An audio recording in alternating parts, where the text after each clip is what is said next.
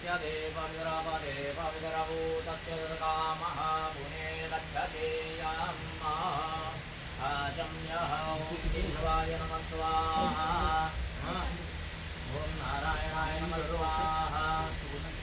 ॐ माधवाय नमः स्वाहा गोविन्दाय नमः तमस्याद नमो ॐ गंगाय नमः ॐ यमुनाय नमः ॐ सरस्वत्यै नमः अस्तु प्रक्षाल्य